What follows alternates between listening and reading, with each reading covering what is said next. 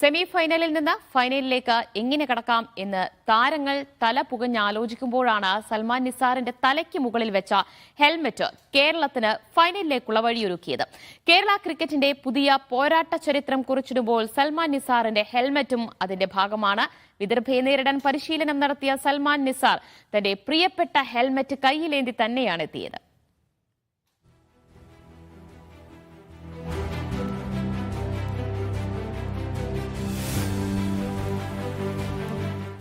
എൻ്റെ ഇടം കൈയിലിരിക്കുന്നത് കേരളത്തിന്റെ ഹൃദയം ഒരു നിമിഷ നേരത്തേക്ക് സ്തംഭിപ്പിച്ച ഹെൽമറ്റാണ്. പൊന്നും വിലയുള്ള ഹെൽമറ്റാണ്. നമ്മുടെ പ്രിയപ്പെട്ട സൽമാൻ നിസാറിന്റെ ഹെൽമറ്റാണ്. കേരളത്തെ ഫൈനലിലേക്ക് കൊണ്ടുവന്ന ഹെൽമറ്റാണ്. നമുക്കറിയാം, ആ നിമിഷം ഒരു തവണ കൂടി ഓർത്തെടുത്താൽ നഗസ്വാല ആദിത്യ സർവാത്തയെ കൂറ്റനടിക്ക് ശ്രമിച്ച് നേരെ സൽമാൻ നിസാറിന്റെ തലയിലുള്ള ഹെൽമറ്റിന്റെ ഈ ഭാഗത്ത്, ഏതാണ്ട് കേരള ക്രിക്കറ്റിന്റെ ലോഗോ പതിച്ച ഈ ഭാഗത്ത് തട്ടി നേരെ നായകൻ സച്ചിൻ ബേബിയുടെ കൈകളിലേക്ക് ആ പന്ത് വന്നു. കേരളം ഫൈനലിലേക്ക് എത്തി എന്നുള്ളതാണ്.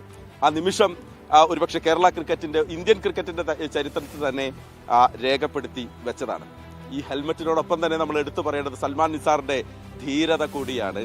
ഒരു ഹെൽമറ്റ് തന്ന ജയം, അല്ലെങ്കിൽ ഈ ഹെൽമറ്റ് നമ്മുടെ കേരള ക്രിക്കറ്റിനായി നൽകിയ ജയം, അതോടൊപ്പം നമ്മൾ ആ പോയിന്റിൽ പ്രത്യേകിച്ച് ഷോർട്ട് ലെഗിൽ നിന്ന് തൊട്ടടുത്ത് വളരെ ക്ലോസ് ആയി നിന്ന് സൽമാൻ കാണിച്ച ആ ധീരത അതുകൂടി അംഗീകരിക്കേണ്ടതാണ്. എന്തായാലും ഫൈനൽ കഴിഞ്ഞ് കപ്പുമായി സൽമാൻ നാട്ടിലേക്ക് എത്തുമ്പോൾ ഈ ഹെൽമറ്റ് KCAയുടെ ആസ്ഥാനത്ത് ഒരു രൂപമായി, ഒരു സ്തൂപമായി അവിടെ ഉണ്ടാകും. നമ്മുടെ കേരള ക്രിക്കറ്റിന്റെ എക്കാലത്തെയും ഒരു ചരിത്ര ശേഷിപ്പായി, ആവേശം നൽകുന്ന ഒരു ശേഷിപ്പായി KCAയുടെ ആസ്ഥാനത്തുണ്ടാകും. ആവേശത്തോടെയല്ലാതെ ഈ ഹെൽമറ്റിനെ ഇങ്ങനെ ചേർത്ത് പിടിക്കാൻ, നെഞ്ചോട് ചേർത്ത് പിടിക്കാൻ നമുക്ക് മലയാളികൾക്കാവില്ല. അത്ര പ്രിയമാണ് സൽമാന്റെ തലയിൽ വെച്ച ഈ ഹെൽമറ്റ്.